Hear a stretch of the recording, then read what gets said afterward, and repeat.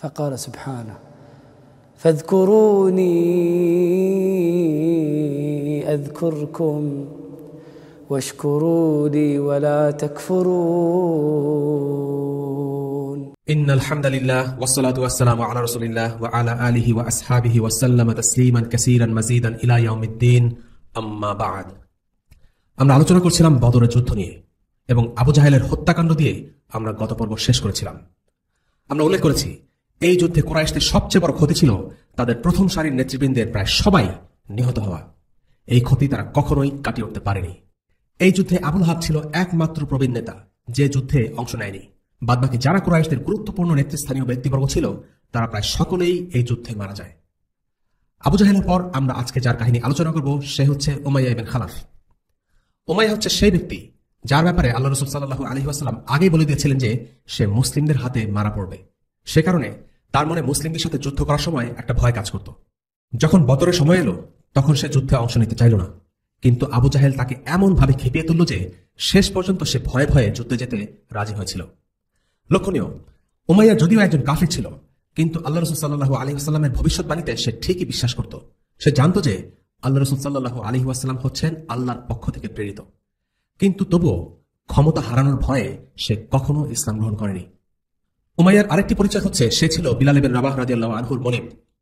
ইসলামের প্রথম যুগে বিলাল যখন ইসলাম গ্রহণ করেছিলেন তখন উমাইয়া প্রচন্ড ক্ষেপে যায়। দাস হয়ে মনিবের অনুমতি ছাড়া ইসলাম গ্রহণ করার সাহস বিলাল কোথায় পেল? এই বিষয়টা উমাইয়ার ইগোতে বেশ লাগলো, তাই সে বিলালের উপর নির্মম অত্যাচার চালায়। এই অত্যাচার স্রেফ রাগের বশে দু চারটা কিলখুশি কিংবা বেধড়ক মারধর ছিল না, বরং সে পরিকল্পিত উপায়ে ঠান্ডা মাথায় বিলালের উপর অত্যাচার চালিয়েছিল।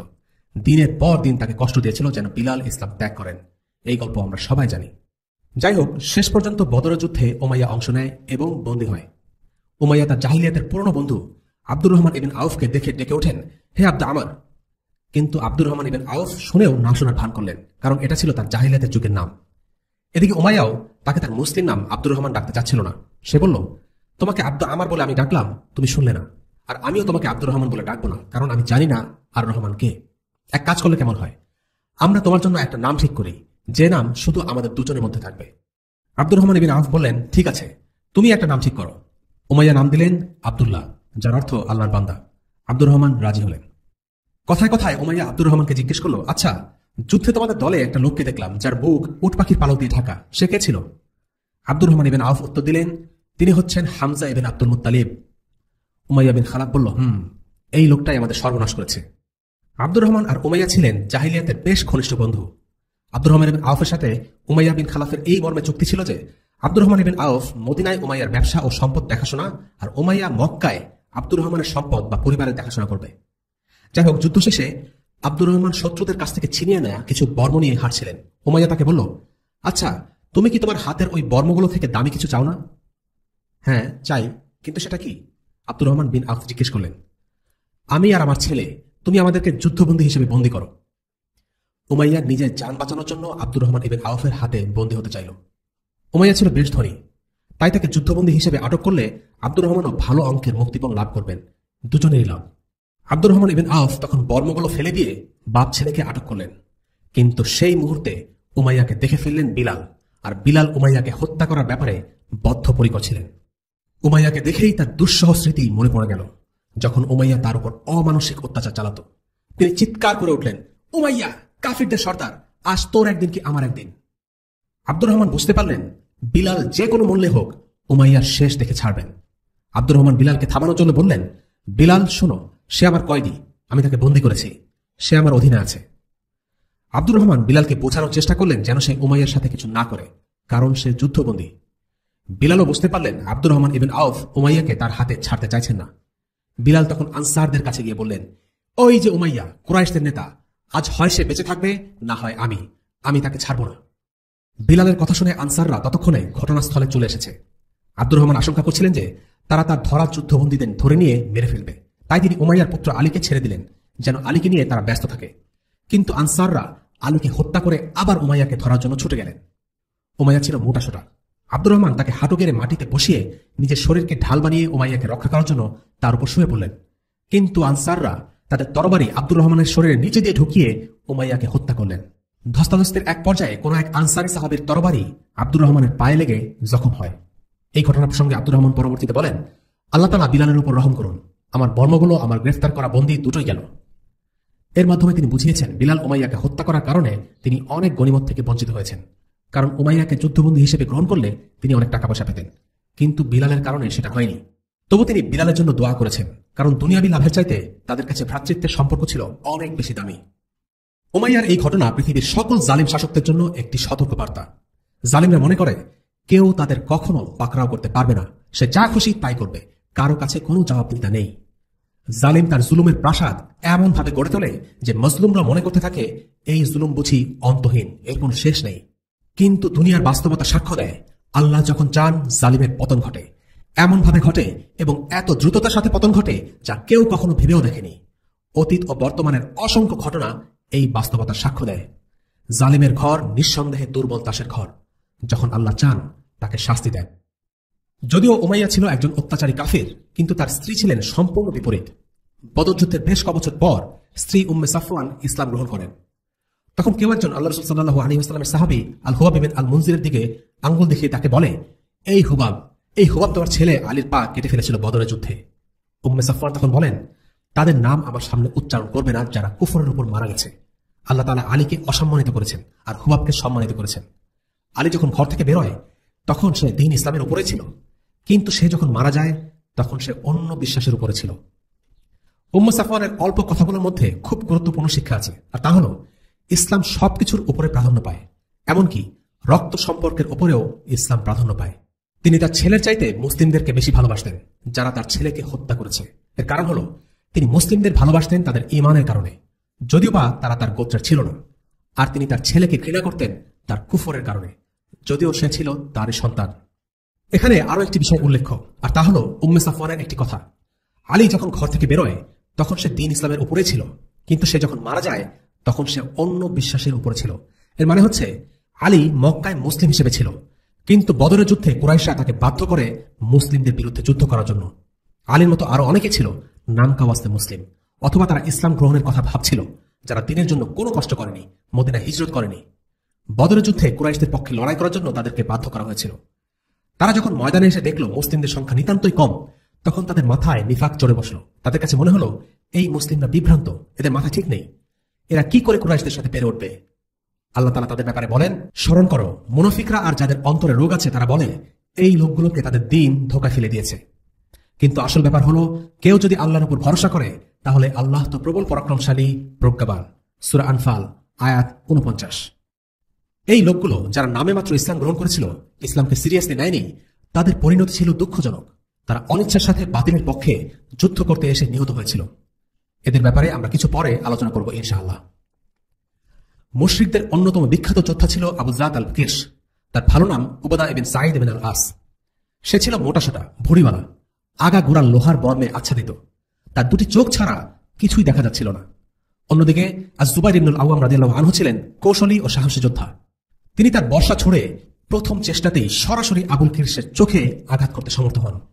বর্মের ছোট ছিদ্র দিয়ে বর্শা আবুল কিরশের চোখ হয়ে মাথায় ঢুকে যায়। আবুল কিরশ মাটিতে পড়ে যায় এবং মারা যায়। বর্মের ছিদ্র এতই ছোট ছিল যে সেটাকে বের করা সম্ভব হচ্ছিল না। আজ-জুবাইর তখন আবুল কিরশের শরীরের উপর দাঁড়িয়ে অনেক কষ্টে টেনে বর্শাটিকে বর্মের ছিদ্র থেকে বের করে আনেন। সেটা করতে গিয়ে বর্শার দুই মাথা বেঁকে যায়।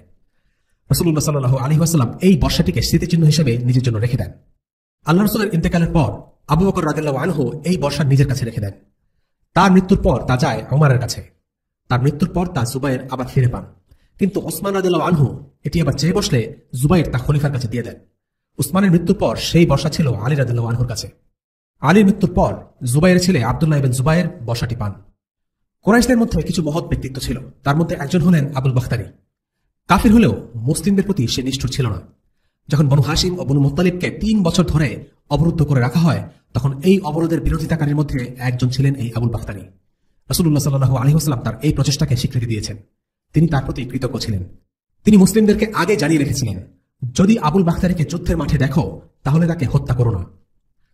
কোন কাফির যদি মুসলিমদের প্রতি সহানুভূতিশীল হয় তাহলে মুসলিমদেরও উচিত তার প্রতি সদয় হওয়া। একজন আনসারী সাহাবী সেদিন ময়দানে আবুল বাখতারিকে দেখে তাকে বলল যে রাসূলুল্লাহ সাল্লাল্লাহু আলাইহি ওয়াসাল্লাম বলেছেন তাকে যেন হত্যা না করা হয়। সে জিজ্ঞেস করল, আমার সাথীদের কি হবে? আনসার উত্তর দিল, তোমাকে আমরা ছেড়ে দিব, কিন্তু তোমার সাথীদের ছাড়ব না। আবুল বাখতারি বলল, আমি আমার সাথীদের রক্ষা করতে লড়াই করে যাব। সেই আনসারি সাহাবী বাধ্য হয়ে আবুল বাখতারির সাথে লড়াই করল।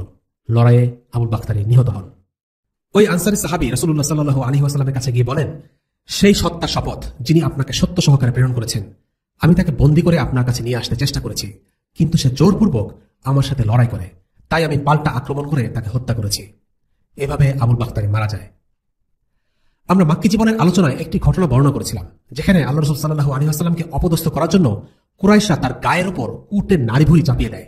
সেদিন আল্লাহ রাসূল সাল্লাল্লাহু আলাইহি ওয়াসাল্লাম দোয়া করেছিলেন, হে আল্লাহ, শাস্তি দাও আবু জাহেল, উতবা ইবনে রাবিয়া, শাইবা ইবনে রাবিয়া, আল ওয়ালিদ ইবনে উতবা, উমাইয়া বিন খালাফ আর উকবা ইবনে আবি মুআইদকে। আল্লাহ রাসূল 7 জনের নাম ধরে তাদের বিরুদ্ধে দোয়া করেছিলেন। হাদিসটির বর্ণনাকারী একজনের নাম ভুলে যাওয়ায় আমরা 6 জনের নাম জানি। এদের সবাই বদরে মারা যায়। এদের মধ্যে উতবা, শাইবা আর ওয়ালিদ এই যুদ্ধের শুরুতেই দ্বন্দ্বযুদ্ধেই মারা যায়। আবু জাহেলের ঘটনা আমরা গত পর্বে আলোচনা করেছি। এই পর্বে আমরা আলোচনা করেছি উমাইয়া ইবনে খালাফের হত্যা করার ঘটনা। বাকি থাকলো উকবা ইবনে আবি মুআইদ, যে ছিল সবচেয়ে জঘন্য এবং নিচু প্রকৃতির কাফির। তাকে হত্যা করা হয়েছে যুদ্ধের পর। তার কাহিনীতে আমরা একটু পরে আসছি। এবার আমরা জেনে নেই বদরের যুদ্ধে কজন মুসলিম শহীদ ও বীর যোদ্ধাদের কাহিনী। ইবনে হিশাম থেকে বর্ণিত, বদর যুদ্ধের প্রথম শহীদ ছিলেন মেজা। তিনি ছিলেন ওমর ইবনে খাত্তাব রাদিয়াল্লাহু আনহুর আযাদকৃত দাস। দ্বিতীয় শহীদ ছিলেন হারিস ইবনে সুরাকা, যিনি মুসলিমদের ছোড়া তীরে ভুলক্রমে নিহত হয়েছিলেন। বদর যুদ্ধের আরেক শহীদ হচ্ছেন সাআদ ইবনে খায়সামা। যখন আল্লাহ রাসূল সাল্লাল্লাহু আলাইহি ওয়াসাল্লাম বদরের অভিযানে বের হবার জন্য সবাইকে আহ্বান করলেন, তখন সাআদ এবং তার বাবা দোটানায় পড়ে গেলেন, কারণ তাদের দুজনেরই খুব ইচ্ছা ছিল তারা যেন অভিযানে অংশ নেবেন। কিন্তু সেটা সম্ভব ছিল না, কারণ একজনকে অন্তত থেকে যেতে হবে তাদের পরিবারের দেখাশোনা করার জন্য। এজন্য তারা লটারি করলেন, আর লটারিতে নাম এলো সাআদ ইবনে খায়সামার। সাআদ যাবার জন্য প্রস্তুতি নিলেন, কিন্তু তখন তার বাবা তাকে বললেন, দেখো বাবা, আজ তুমি যেও না, বরং আমাকে যেতে দাও। সাআদ তাকে উত্তর দিলেন, বাবা, যদি জান্নাত ছাড়া অন্য কিছু পাওয়ার সম্ভাবনা থাকতো তবে আমি তোমাকে যেতে দিতাম। সাআদ বদরের যুদ্ধে অংশ নেন এবং শহীদ হন, আর তার কিছুদিন পরেই সাআদের বাবা উহুদের যুদ্ধে শহীদ হন। লক্ষণীয়, জিহাদে ডাক এলে আল্লাহ রাসূল সাল্লাল্লাহু আলাইহি ওয়াসাল্লামের সাহাবীদের মধ্যে রীতিমতো কাড়াকাড়ি পড়ে যেত। বাপ ছেলে প্রতিযোগিতা করতেন কে জিহাদে যাবেন সেটা নিয়ে। সাআদ ছিলেন বাবার একান্ত বাধ্যগত সন্তান, কিন্তু জান্নাতের প্রতি আকাঙ্ক্ষা এতটাই তীব্র ছিল যে তিনি বাবার অনুরোধ রাখেননি, নিজেই জিহাদে অংশ নিয়েছেন। বদরের যুদ্ধে আরেক শহীদ হলেন উমাইর ইবনে আবি ওয়াক্কাস। তিনি ছিলেন বিখ্যাত সাহাবী সাআদ ইবনে আবি ওয়াক্কাসের ছোট ভাই। সাআদ বর্ণনা করেন, রাসূলুল্লাহ সাল্লাল্লাহু আলাইহি ওয়াসাল্লাম যখন সেনাদল পরিদর্শন করছিলেন, তখন আমার ভাই উমাইর ইবনে আবি ওয়াক্কাস লুকিয়েছিল। আমি তাকে বললাম, তোমার কি হয়েছে? সে বলল, আমি ভয় পাচ্ছি রাসূলুল্লাহ সাল্লাল্লাহু আলাইহি ওয়াসাল্লাম আমাকে দেখে ফেলবেন, আর তরুণ হবার কারণে হয়তো আমাকে ফেরত পাঠিয়ে দিতে পারেন। কিন্তু সত্যি আমি এই যুদ্ধে যেতে চাই, হয়তোবা আল্লাহ আমাকে শহীদ হিসেবে কবুল করবেন। রাসূলুল্লাহ সাল্লাল্লাহু আলাইহি ওয়াসাল্লাম অবশেষে তাকে দেখে ফেললেন এবং তার ভয় সত্যি হল। অনেক তরুণ হবার কারণে তাকে মদিনায় পাঠানোর নির্দেশ দিলেন। কিন্তু উমাইর যুদ্ধে অংশ নেবার সুযোগ হাতছাড়া হয়ে যাচ্ছে দেখে কেঁদে ফেললেন। রাসূলুল্লাহ সাল্লাল্লাহু আলাইহি ওয়াসাল্লাম এই পরিস্থিতি দেখে তাকে যুদ্ধে যাবার অনুমতি দিলেন। আল্লাহ উমাইরের আশা কবুল করলেন এবং উমাইর বীরত্বের সাথে যুদ্ধ করে শহীদ হন। বিখ্যাত সাহাবী আবু উবাইদা আমির ইবনে আল জাররাহর পিতা আল জাররাহ ছিল কুরাইশদের পক্ষে এবং সে ছিল ইসলামের ঘোর শত্রু। তার নিজের পুত্র মুসলিমদের পক্ষে থাকায় ক্ষোভে এবং হিংসায় সে পাগল হয়ে গিয়েছিল। যুদ্ধ চলাকালে যখনই সে তার পুত্রকে দেখত, তাকে মারার জন্য উদ্যত হতো। কিন্তু আবু উবাইদা সম্মান এবং ভালোবাসার খাতিরে তাকে এড়িয়ে গিয়ে অন্য জায়গায় চলে যেতেন। কিন্তু হঠাৎ করেই আল জাররাহ আক্রমণ করতে এলো এবং আবু উবাইদা আত্মরক্ষার্থে তার পিতাকে হত্যা করলেন। এরপর লোকেরা বলাবলি করতে লাগলো, দেখো, সে তার পিতাকে হত্যা করেছে। এই ব্যাপারটা সে যুগে খুবই খারাপ একটা ব্যাপার ছিল। কিন্তু আল্লাহ তাআলা কোরআনে বলেন, আল্লাহ ও পরকালে বিশ্বাসী এমন কোন সম্প্রদায় তুমি পাবে না যারা আল্লাহ ও তার রাসূলের বিরোধিতাকারীদেরকে ভালোবাসে, হোক না এই বিরোধীরা তাদের পিতা অথবা পুত্র অথবা তাদের ভাই অথবা তাদের জ্ঞাতিগোষ্ঠী। আল্লাহ এদের অন্তরে ঈমান বদ্ধমূল করে দিয়েছেন আর নিজের পক্ষ থেকে রূহ দিয়ে তাদের শক্তিশালী করেছেন। তাদেরকে তিনি দাখিল করবেন জান্নাতে, যার তলদেশ দিয়ে বয়ে চলেছে নদীনালা। তাতে তারা চিরকাল থাকবে। আল্লাহ তাদের প্রতি সন্তুষ্ট আর তারাও তার প্রতি সন্তুষ্ট। এরাই আল্লাহর দল। জেনে রেখো, আল্লাহর দলই সাফল্যমণ্ডিত। সূরা মুজাদিলা আয়াত 22। এই আয়াত ছিল আবু উবাইদা ইবনে আল জাররাহকে প্রশংসা করে। যুদ্ধ পুরোপুরি শেষ হয়ে যাওয়ার পর আল্লাহ রাসূল সাল্লাল্লাহু আলাইহি ওয়াসাল্লাম বদরের যুদ্ধে মুশরিকদের লাশগুলোকে একটি নোংরা পরিত্যক্ত কুয়ায় ফেলে দেওয়ার আদেশ করলেন। এরপর তাদের লাশগুলোকে ফেলে দেওয়া হয়। এ সময় একটি ঘটনা ঘটে। আমরা উতবা ইবনে রাবিয়ার কথা আলোচনা করেছি, যে ছিল কাফিরদের মধ্যে বুদ্ধিমান বিচক্ষণ একজন ব্যক্তি। যদিও সে ইসলামের শত্রু ছিল, কিন্তু জিদ আর হুজুগের বসে সে কোনো কাজ করত না। এ কারণে সে কুরাইশদের বারবার বুঝিয়েছিল যেন তারা বদরের অংশ না নেয়। কিন্তু আবু জাহেলের উত্তেজক বয়ানের সামনে তার উপদেশ কোনো কাজে আসেনি। উপরন্তু সে নিজেও শেষ মুহূর্তে এই যুদ্ধে অংশ নেয়। আসলে আল্লাহ তাআলা বদরের ময়দানে কুরাইশ নেতাদের শেষ পরিণতি লিখে রেখেছিলেন। তাই যারা যুদ্ধে অংশ নিতে চায়নি, যুদ্ধে বিরোধিতা করেছে, তারাও কোনো না কোনো ভাবে বদরের ময়দানে যুদ্ধ করতে হাজির হয়েছে আর মৃত্যুবরণ করেছে। যখন উতবা ইবনে রাবিয়ার লাশ টেনে নিয়ে যাওয়া হচ্ছিল, কাছে দাঁড়িয়েছিলেন তার ছেলে আবু হুযাইফা। আবু হুযাইফা ছিলেন একজন মুসলিম। বিমর্ষ মুখে সেই দৃশ্য দেখছিলেন। রাসূলুল্লাহ সাল্লাল্লাহু আলাইহি ওয়াসাল্লাম তাকে দেখে বুঝলেন তার মন বেশ খারাপ। তাকে জিজ্ঞেস করলেন যে সে তার বাবার পরিণতি দেখে দুঃখ পেয়েছে কিনা। আবু হুযাইফা জবাবে বললেন, আমি কসম করে বলছি ইয়া রাসূলুল্লাহ, আমার পিতার পরিণতিতে কোনো দুঃখ নেই, কিন্তু আমি তার মাঝে প্রজ্ঞা, বিচক্ষণতা এবং ভালো কিছু দেখে ভেবেছিলাম হয়তো এগুলো তাকে একদিন ইসলামের ছায়া নিয়ে আসবে। কিন্তু এখন তার পরিণাম দেখে, কুফরের উপর তার জীবন শেষ হতে দেখে খুব কষ্ট লাগছে। রাসূলুল্লাহ সাল্লাল্লাহু আলাইহি ওয়াসাল্লাম আবু হুযাইফার জন্য দোয়া করলেন। হিদায়াতের বিষয়টি আল্লাহর হাতে, কেউ এটিকে নিয়ন্ত্রণ করতে পারে না। আবু হুযাইফা বলছিলেন তার বাবা ছিলেন প্রজ্ঞাবান, যুক্তিবাদী, ভালো মানুষ আর দূরদর্শী ব্যক্তি। আবু হুযাইফা তার বাবার ব্যাপারে বাড়িয়ে কিছু বলেননি। খোদ আল্লাহ রাসূলই বদরের আগে বলেছিলেন, শুভবুদ্ধি যদি কারো থেকে থাকে তবে ওই লাল উটের লোকটির আছে। আল্লাহ রাসূল উতবাকে বিচক্ষণ আর বুদ্ধিমান হিসেবে বিবেচনা করেছিলেন, কিন্তু এ সকল গুণ থাকা সত্ত্বেও সে ঈমান আনেনি, যেমনটা আবু হুযাইফা আশা করেছিলেন। আবু তালিবের ক্ষেত্রেও একই রকম ব্যাপার ঘটেছিল। আবু তালিবের মধ্যে ছিল অসাধারণ কিছু গুণ। রাসূলুল্লাহ সাল্লাল্লাহু আলাইহি ওয়াসাল্লামকে জীবনের শেষ দিন পর্যন্ত তিনি নিরাপত্তা দিয়েছিলেন, কিন্তু তবুও আবু তালিব মুসলিম হননি। আবু তালিব সারা জীবন আল্লাহ নবীকে আশ্রয় দিয়ে কাফির হিসেবে মারা গিয়েছেন। আর আবু সুফিয়ান দীর্ঘদিন আল্লাহ নবীর বিরুদ্ধে যুদ্ধ করে শেষ অবধি মারা যান মুসলিম হিসেবে। এদিকে ওমর ইবনুল খাত্তাব রাদিয়াল্লাহু আনহু প্রাথমিক যুগে ইসলামের বিরোধিতা করা সত্ত্বেও পরে মুসলিম হয়েছেন। অথচ ওমর ইসলাম গ্রহণ করবে এমনটা কেউ আশাও করেনি। তিনি যে শুধু মুসলিম হয়েছিলেন তা নয়, তিনি শ্রেষ্ঠ মুসলিমদের একজন হয়েছিলেন। এই ঘটনা থেকে আরেকটি শিক্ষা হল, ভালোবাসা শুধুমাত্র আল্লাহর জন্য হওয়া চাই। আবু হুযাইফা তার পিতার পরিণতিতে অনেক কষ্ট পেয়েছিলেন, কিন্তু এজন্য তিনি দুঃখে ইসলাম ছেড়ে যাননি বা কাউকে দোষারোপ করেননি। তিনি আল্লাহর ইচ্ছাকে মেনে নিয়েছিলেন। ইসলামের অবস্থান পরিবার, সমাজ সবকিছুর উপরে। যদি কারো কাছে সুন্দর করে দাওয়া পৌঁছানোর পরেও সে মুসলিম না হয়, তাহলে অস্থির হবার কিছু নেই, কেননা এটাই আল্লাহর ইচ্ছা। আর যদি তারা মুসলিম হয়, তাহলে সকল প্রশংসা আল্লাহর জন্য, যিনি তাদের পথ দেখিয়েছেন। রাসূলুল্লাহ সাল্লাল্লাহু আলাইহি ওয়াসাল্লাম কোন গোত্র বা সম্প্রদায়ের বিরুদ্ধে বিজয় লাভ করলে সে স্থানের উপকণ্ঠে 3 দিন অবস্থান করতেন। এর পেছনে একাধিক কারণ আছে। প্রথমত, তিনি নিশ্চিত করতে চাইতেন শত্রুরা পুরোপুরিভাবে পরাজিত হয়েছে, তাদের পক্ষ থেকে পাল্টা আক্রমণের কোনো সম্ভাবনা নেই। এই সময়টায় যুদ্ধবন্দীদের বেঁধে রাখা হতো, কখনো কখনো বিজয় নিশ্চিত করার জন্য কিংবা শত্রুদের মনে ভয় ধরিয়ে দেওয়ার জন্য তাড়া করা হতো। এই সময়টায় যুদ্ধে যারা শহীদ তাদের দাফন করা হতো। বদরের যুদ্ধে যারা শহীদ হয়েছিলেন তাদের বদরেই দাফন করা হয়।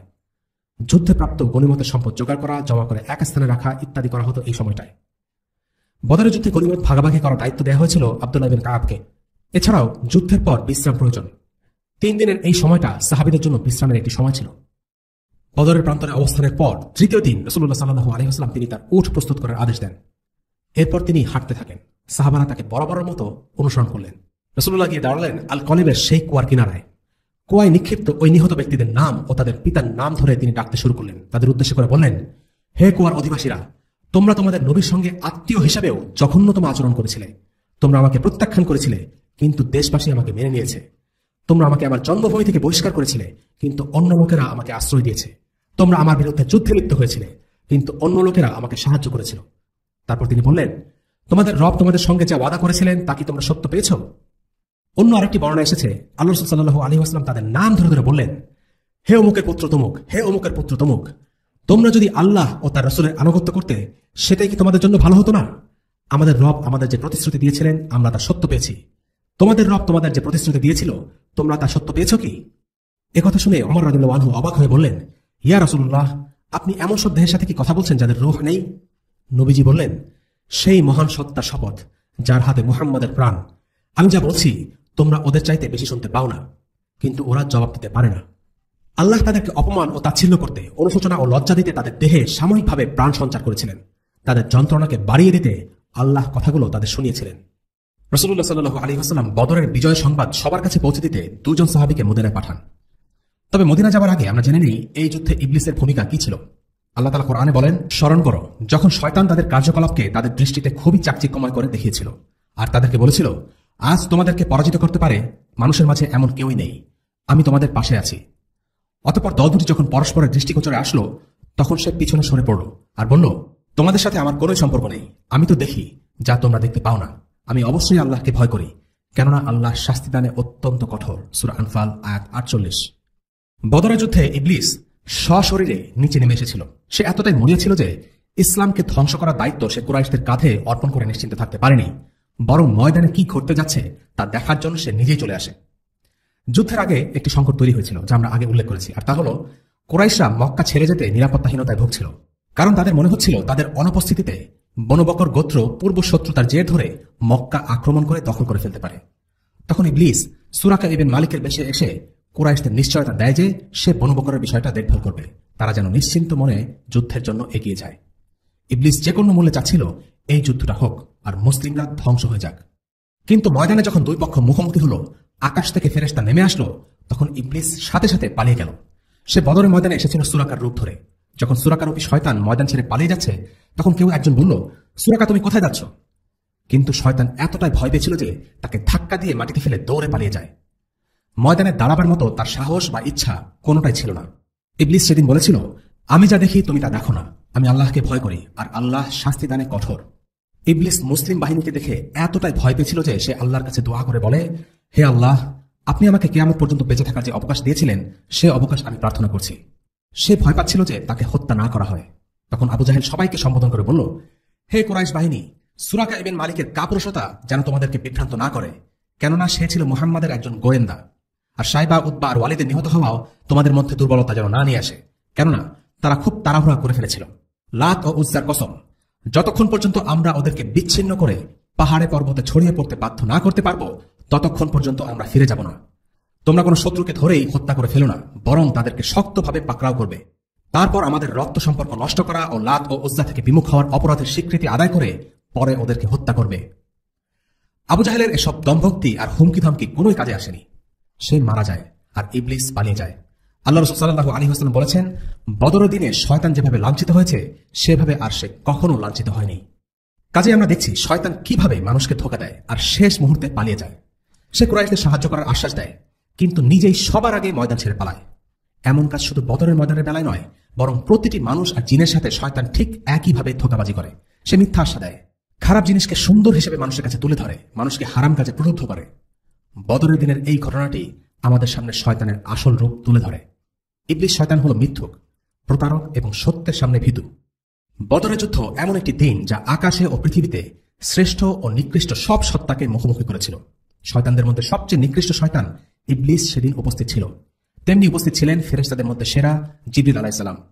বদরের এক প্রান্তে দাঁড়িয়েছিল আবু জাহেল, উকবা আর উতবা, আর অন্য পাশে দাঁড়িয়েছিলেন মুহাম্মদ সাল্লাল্লাহু আলাইহি ওয়াসাল্লাম, আবু বকর এবং ওমর রাদিয়াল্লাহু আনহুমা। আর তাই এই দিনটি ছিল সত্যিকারের ফুরকানের দিন, যা সত্য আর মিথ্যাকে স্পষ্টভাবে আলাদা করে দিয়েছিল। রাসূলুল্লাহ সাল্লাল্লাহু আলাইহি ওয়াসাল্লাম বদর বিজয় সংবাদ সবার কাছে পৌঁছে দিতে আব্দুল্লাহ বিন রাওয়াহা এবং যায়েদ বিন হারিসা রাদিয়াল্লাহু আনহুমাকে মদিনায় পাঠান। আব্দুল্লাহ বিন রাওয়াহা গেলেন মদিনার বহির্ভাগ আওয়ালিতে। সেখানে তিনি প্রত্যেক আনসারের বাড়িতে সংবাদ পৌঁছে দিলেন। আর যুদ্ধ জয়ের সংবাদ নিয়ে যায়েদ বিন হারিসা মদিনার একদম ভেতরে চলে গেলেন। যায়েদ বেশ নাটকীয় ভঙ্গিতে বদর বিজয় সংবাদ সবার কাছে ছড়িয়ে দিচ্ছিলেন। তিনি রাসূলুল্লাহ সাল্লাল্লাহু আলাইহি ওয়াসাল্লামের উটনির পিঠে বসে নিহত কুরাইশ নেতাদের নাম ধরে ধরে বলতে লাগলেন, উতবা বিন রাবিয়া নিহত হয়েছে, আবু জাহেল নিহত হয়েছে। এভাবে যখন ঘোষণা দিয়ে তিনি উচ্ছ্বাসের সাথে মদিনায় প্রবেশ করছেন, তখন মদিনার মুনাফিক আর ইহুদিরা বলাবলি করতে লাগলো, এই লোক পাগল নাকি? সে যে কি বলছে সে তো নিজেই জানে না, তার মাথা ঠিক নেই। সে মনে হয় ভয়ে যুদ্ধের ময়দান ছেড়ে পালিয়ে এসেছে। তোমরা দেখেছ যায়েদ কার উটের পিঠে চড়ে এসেছে? এটা মুহাম্মাদের উট। নিশ্চয়ই মুহাম্মদ যুদ্ধে মারা গেছে, তা না হলে যায়েদ এই উট পেল কি করে? তারা এসব গুঞ্জন সবার মাঝে ছড়িয়ে দিল। এদিকে উসামা এবং উসমান রাদিয়াল্লাহু আনহু বদরের যুদ্ধে অংশ নেননি। নবীজি সাল্লাল্লাহু আলাইহি ওয়াসাল্লাম তার কন্যা রুকাইয়ার দেখাশোনা করতে তাদেরকে রেখে গিয়েছিলেন। উসামা যখন শুনলেন মুসলিমরা বিজয়ী হয়েছে, তারও পুরোপুরি বিশ্বাস হচ্ছিল না। তাই তিনি পুরোপুরি নিশ্চিত হবার জন্য তার বাবা যায়েদকে জিজ্ঞেস করলেন, বাবা, আপনি যে খবরটা দিলেন সেটা কি সত্যি? যায়েদ বললেন, হ্যাঁ হ্যাঁ সত্যি। এরপরেও মানুষ নিশ্চিত হবার জন্য আব্দুল্লাহ বিন রাওয়াহার কাছে গিয়েও জিজ্ঞেস করল, যায়েদ বিন হারিসা যা বলছেন তা কি সত্য কিনা? তিনিও বিজয়ের সংবাদ নিশ্চিত করলেন। তিনি জানালেন পরদিনই রাসূলুল্লাহ যুদ্ধবন্দীদের মদিনা নিয়ে আসবেন।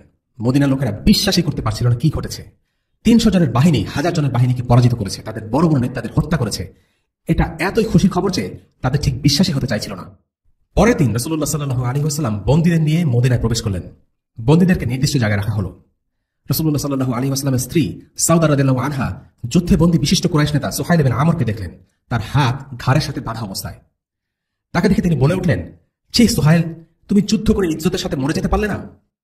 রাসূলুল্লাহ সাল্লাল্লাহু আলাইহি ওয়াসাল্লাম ওই কথা শুনে বললেন, সাউদা, তুমি বলছো তাদের উচিত ছিল আল্লাহ রাসূলের বিরুদ্ধে যুদ্ধ করা? এটা তুমি কি বলছো?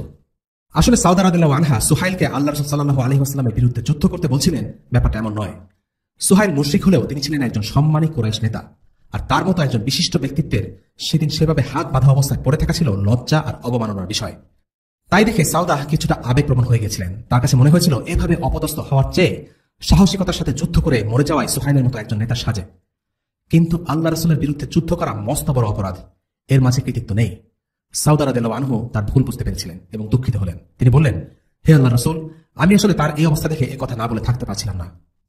বদরে পরাজয়ের কারণে কুরাইশ নেতারা এতটাই অপমানিত আর অপদস্থ হয়েছিল যে স্বয়ং রাসূলুল্লাহ সাল্লাল্লাহু আলাইহি ওয়াসাল্লামের স্ত্রী সাউদা শত্রুর করুণ অবস্থা দেখে এমন একটি কথা বলে ফেলেন যা তার বলা ঠিক হয়নি। রাসূলুল্লাহ সাল্লাল্লাহু আলাইহি ওয়াসাল্লাম ফেরার পথে একবার যাত্রা বিরতি দেন। সেখানে বিভিন্ন জায়গা থেকে লোকেরা এসে তাদেরকে অভিনন্দন জানাতে লাগলেন। একজন আনসার তাদেরকে বললেন, আপনারা কেন আমাদের অভিনন্দন জানাচ্ছেন? আমরা তো লড়েছি কিছু টেকো বুড়োর সাথে, তারা মরতে এসেছিল, আর আমরা তাদের উটের মতো জবাই করেছি। রাসূলুল্লাহ তাকে এভাবে বলতে নিষেধ করলেন, কারণ যারা নিহত হয়েছিল তারা যেমন তেমন লোক ছিল না, তারা ছিল কুরাইশদের নেতা। সেই আনসার যোদ্ধার কাছে মনে হয়েছিল তাদের সাথে যুদ্ধ করা ছিল খুবই সহজ, কারণ এই বয়স্ক নেতারা জানতই না কিভাবে যুদ্ধ করতে হয়। কিন্তু আসলে এই যুদ্ধে আল্লাহ তাআলা ফেরেশতা পাঠিয়েছেন বলে মুসলিমদের জন্য যুদ্ধ করা সহজ হয়েছিল। এই যুদ্ধে কুরাইশরাই ছিল শক্তিমত্তা আর অস্ত্রশস্ত্রের দিকে এগিয়ে। যদি আল্লাহ মুসলিমদের সাহায্য না করতেন তবে মুসলিমরা হেরে যেত। অন্যদিকে মক্কায় কুরাইশদের পরাজয়ের বার্তা পৌঁছে দেয় হাইসুমান ইবনে আব্দুল্লাহ খুজাই নামের এক লোক। সে মক্কার দিকে ছুটে যায়, আর যারা যারা যুদ্ধে নিহত হয়েছিল তাদের সবার নাম সে এক এক করে বলতে থাকে। কুরাইশ নেতা সাফওয়ান ইবনে উমাইয়া তখন মক্কাতে ছিল। তার বিশ্বাসই হল না কুরাইশরা যুদ্ধে হেরেছে। কুরাইশরা এত বড় বাহিনী নিয়ে মুসলিমদের কাছে হেরে যাবে, এটা ছিল তাদের চিন্তারও বাইরে। হাইসুমানের কথাবার্তা শুনে সে তার বন্ধুদের কাছে গিয়ে বলল, পাগল নাকি? তাকে আমার কথা জিজ্ঞেস করে দেখো তো সে কি বলে। যদি দেখো নিহতদের নামের সাথে আমার নাম বলছে, তাহলে বুঝবে তার মাথা ঠিক নেই। তাকে সাফওয়ানের ব্যাপারে জিজ্ঞেস করা হলে সে ঠিক ঠিক উত্তর দিল, সাফওয়ান মরেনি, সে বসে আছে কাবার হাতিমে, কিন্তু আমি তার বাবা এবং ভাইকে নিজ চোখে মরতে দেখেছি। মক্কার লোকেরা বিশ্বাস করতে পারছিল না যে তারা মুসলিমদের সাথে যুদ্ধে হেরে গেছে। তাদের কল্পনাতেও আসেনি তাদের বড় বড় নেতারা এভাবে যুদ্ধে মারা পড়বে। কুরাইশদের মধ্যে যারা যুদ্ধে চায়নি তাদের মধ্যে একজন ছিল আল্লাহ রাসূল সাল্লাল্লাহু আলাইহি ওয়াসাল্লামের চাচা আবু লাহাব। তবে সে তার বদলে অন্য একজনকে যুদ্ধে পাঠিয়েছিল। বদরের যুদ্ধে পরাজয়ের খবর শুনে কুরাইশদের গুরুত্বপূর্ণ নেতা আবু লাহাবের কি প্রতিক্রিয়া হয়েছিল তা বর্ণনা করেছেন মক্কার এক মুসলিম রাফে। রাফে ছিলেন আল আব্বাসের একজন দাস। সে পরিবারের সবাই ছিল মুসলিম। আবু রাফে, আল আব্বাসের স্ত্রী উম্মুল ফাদল, তারা প্রত্যেকেই মুসলিম ছিলেন। তারা বদরের বিজয়ের খবর আগেই পেয়ে খুব খুশি ছিলেন, কিন্তু যেহেতু তারা মক্কায় ছিলেন তাই প্রকাশ্যে তাদের খুশি দেখাতে পারছিলেন না। যাই হোক, বদর বিজয়ের পরের ঘটনা। আবু রাফে একদিন কাবার উঠানে বসে তীর ধার দিচ্ছিল। আবু লাহাব তার সামনে পিঠ দিয়ে বসা। কুরাইশদের নেতা আবু সুফিয়ানকে আবু লাহাব জিজ্ঞেস করল, আসো আসো ভাতিজা বসো, যুদ্ধে কি ঘটেছে বলো তো। চারপাশে তখন কিছু লোকও জড়ো হয়েছে। আবু সুফিয়ান উত্তর দিল, কিছুই হয়নি। যুদ্ধ শুরু হলো আর আমরা সাথে সাথে আমরা নিজেদেরকে তাদের হাতে মরার জন্য আর বন্দী হবার জন্য তুলে দিলাম। তারা যেভাবে ইচ্ছে আমাদের হত্যা করেছে, যেভাবে ইচ্ছে আমাদের বন্দী করেছে। কিন্তু আমি আসলে এজন্য কাউকে দোষারোপ করব না, কারণ আমরা যাদের সাথে যুদ্ধ করছিলাম তারা ছিল আকাশ ও জমিনের মাঝে ঘোড়ায় সওয়ারি সাদা পোশাক পরা কিছু পুরুষ।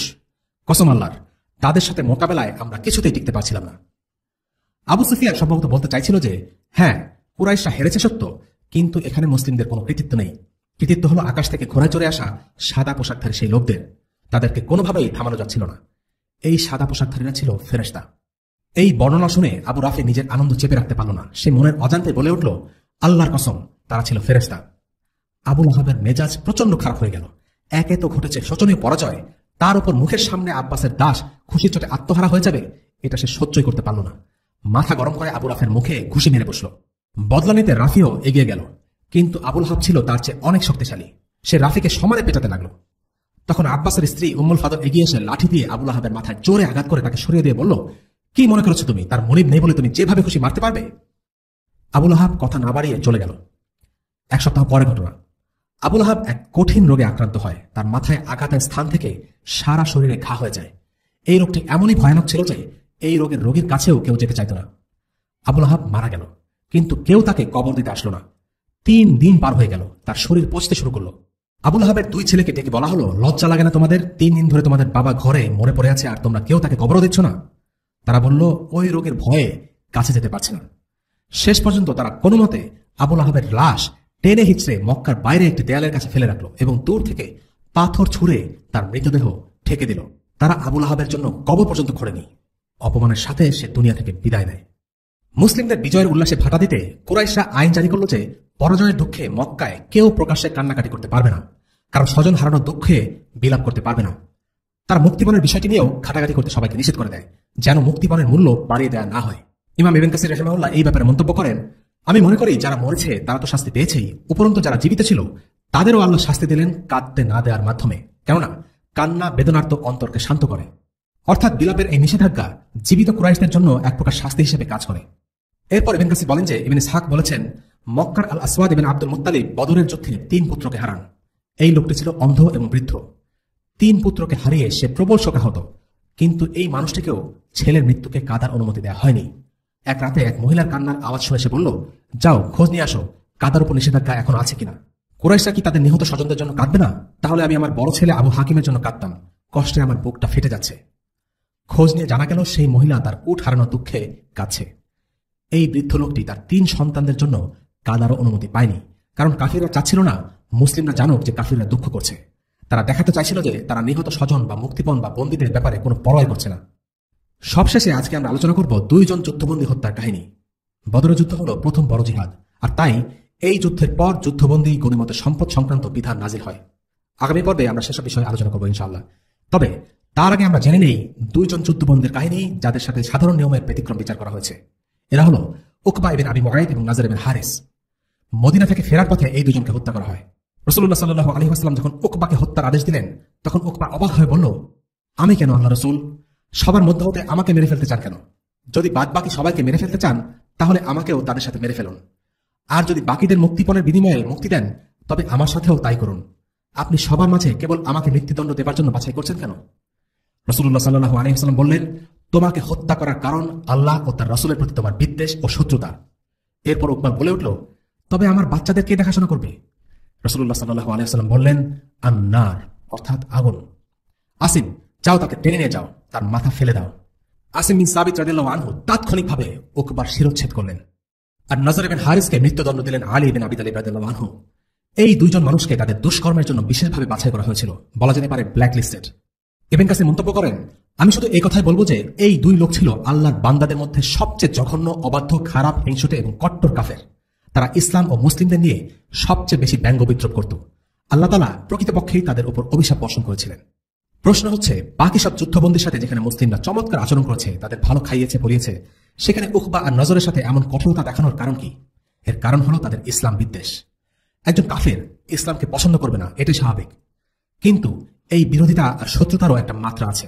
যারা বাড়াবাড়ি করে, যারা ইসলামের বিরোধিতায় নোংরামি করে, যারা আল্লাহ রাসূল সাল্লাল্লাহু আলাইহি ওয়াসাল্লামকে গালাগাল করে, ব্যঙ্গ করে, তাদের ব্যাপারে সেসব নিয়ম খাটবে না যা অন্যদের ক্ষেত্রে সাধারণভাবে প্রযোজ্য। তাদের সাথে কঠোর আচরণ করাই হলো দ্বীনের নিয়ম। উকবা ইবনে আবি মুআইদ ছিল সেই জঘন্য ব্যক্তি যে কাবার পাশে সালাতরত অবস্থায় রাসূলুল্লাহ সাল্লাল্লাহু আলাইহি ওয়াসাল্লামের ঘাড়ে পা দিয়ে চেপে ধরেছিল। রাসূলুল্লাহ বলেন, ওই মুহূর্তে তার মনে হচ্ছিল যে ওনার চোখ কোটর থেকে বের হয়ে আসবে আর তিনি মারা যাবেন। এই একই লোক অন্য আরেকদিন রাসূলুল্লাহ সাল্লাল্লাহু আলাইহি ওয়াসাল্লামের রুকুরত অবস্থায় তার পিঠের উপর উটের নাড়িভুঁড়ি চাপিয়ে দেয়। পরে ফাতিমা রাদিয়াল্লাহু আনহা এসে সেগুলো সরান। অর্থাৎ উকবা শুধু একজন কাফিরই ছিল না, সে ছিল খুব জঘন্য প্রকৃতির শয়তান, আর তার মানসিকতা ছিল খুবই নোংরা। রাসূলুল্লাহ সাল্লাল্লাহু আলাইহি ওয়াসাল্লামের সাথে তার আচরণ ছিল খুবই নিচু, আর এই কারণে তাকে বদরের পর হত্যা করা হয়। অন্যদিকে নজর ইবনে হারিস রাসূলুল্লাহ সাল্লাল্লাহু আলাইহি ওয়াসাল্লামের গায়ে হাত দেয়নি কিংবা মুসলিমদেরকে নির্যাতন করেনি। তার অপরাধ ছিল সে ইসলামের বিরুদ্ধে বাকযুদ্ধে লিপ্ত হয়েছিল। সে ছিল মিডিয়া অ্যাক্টিভিস্ট। সে যুগে সাহিত্য চর্চা হতো মুখে মুখে। সে পারস্য থেকে ইসবান্দিয়া আর রুস্তমের গল্প শিখে মক্কায় ফিরে এসে সেসব গল্পের আসর বসায় আর দাবি করতে থাকে যে তার গল্প মুহাম্মাদের গল্পের চেয়ে সেরা। সে মানুষদেরকে বলতো, মুহাম্মাদের এমন কি আছে যে সে নবী হয়ে গেল? আমি নজর ইবনে হারিসও তো তার মতো গল্প বলতে পারি। এভাবে করে সে অন্যদেরকে রাসূলুল্লাহ সাল্লাল্লাহু আলাইহি ওয়াসাল্লামের বিরুদ্ধে তাকে মজলিস থেকে তাড়িয়ে দেওয়ার জন্য বিভিন্ন রকম প্রপাগান্ডা চালাতো, আর এই কারণে তাকে হত্যা করা হয়। মিডিয়া বা মুখের কথার মাধ্যমে দ্বীন ইসলামের যে পরিমাণ ক্ষতি করা সম্ভব, সেটা অস্ত্রের জোরেও অনেক সময় সম্ভব হয় না। অস্ত্র দিয়ে একজন মুসলিমকে হত্যা করা যায়, কিন্তু মিডিয়ার মাধ্যমে দ্বীন ইসলামের বিরুদ্ধে মানুষের মনকে বিষিয়ে তোলা সম্ভব। আর এই কারণে যারা মুখের কথা দিয়ে প্রপাগান্ডার মাধ্যমে ইসলামের বিরোধিতা করেছে, আল্লাহ রাসূল সাল্লাল্লাহু আলাইহি ওয়াসাল্লামের যুগে তাদের কঠোর শাস্তি দেওয়া হয়েছে। অনেক ক্ষেত্রে দেখা গিয়েছে যারা অস্ত্র নিয়ে যুদ্ধ করেছে তাদেরকে মাফ করে দেওয়া হয়েছে, কিন্তু যারা কথা দিয়ে আল্লাহ রাসূল সাল্লাল্লাহু আলাইহি ওয়াসাল্লামকে কষ্ট দিয়েছে, অপমান করেছে, ব্যঙ্গ বিদ্রুপ করেছে, তাদেরকে ছাড় দেওয়া হয়নি। এই প্রসঙ্গে ইমাম ইবনে তাইমিয়া রাহিমাহুল্লাহ তার বিখ্যাত গ্রন্থ আস-সারিম আল-মাসতুল আলা শাতিমির রাসূল কিতাবে বলেছেন, মুহারাবা অর্থাৎ ইসলামের বিরুদ্ধে যুদ্ধ দুই প্রকারে হতে পারে, অস্ত্রের যুদ্ধ এবং কথার যুদ্ধ। কথা দিয়ে ইসলামের বিরুদ্ধে যুদ্ধ হতে পারে অস্ত্রের যুদ্ধ থেকেও ভয়ঙ্কর। আমরা দেখেছি যারা মুখের কথা দিয়ে ইসলামের বিরুদ্ধে যুদ্ধ করেছে, রাসূলুল্লাহ সাল্লাল্লাহু আলাইহি ওয়াসাল্লাম তাদেরকে হত্যা করেছেন। কিন্তু যারা কেবল অস্ত্র দিয়ে ইসলামের বিরুদ্ধে লড়েছে, তাদের কাউকে কাউকে তিনি ক্ষমা করে দিয়েছেন। রাসূলুল্লাহ সাল্লাল্লাহু আলাইহি ওয়াসাল্লামের মৃত্যুর পর এই আইনটিকে কঠোরভাবে বাস্তবায়ন করতে হবে। কথা ও কাজ দুইভাবে ফিতনা বা অশান্তি ছড়াতে পারে, কিন্তু কথার ফিতনা কাজের ফিতনা থেকে বহুগুণ বেশি ভয়ঙ্কর। আবার অন্যদিকে কথার মাধ্যমে যে কল্যাণ অর্জিত হয়, তা কাজের মাধ্যমে অর্জিত কল্যাণ থেকে অনেক গুণে বেশি। এটা প্রমাণিত যে আল্লাহ ও রাসূলের বিরুদ্ধে কথা দিয়ে যুদ্ধ করা অধিকতর নিকৃষ্ট অপরাধ। দিনকে ধ্বংস করে দেওয়ার জন্য যত প্রচেষ্টা আছে, সেগুলোর মধ্যে এটি সবচেয়ে কার্যকরী। আজকের পর্ব আমরা এখানে শেষ করছি। ইনশাআল্লাহ আগামী পর্বে আলোচনা করা হবে গনিমতের বিধান, যুদ্ধবন্দীদের সাথে মুসলিমদের আচরণ এবং বদর যুদ্ধের প্রভাব ও প্রতিক্রিয়া নিয়ে। ওয়াসাল্লাল্লাহু আলা সাইয়্যিদিনা মুহাম্মদ ওয়া আলা আলিহি ওয়া আসহাবিহি ওয়া সাল্লাম। আলহামদুলিল্লাহি রাব্বিল আলামিন। আসসালামু আলাইকুম ওয়া রাহমাতুল্লাহি ওয়া বারাকাতুহু।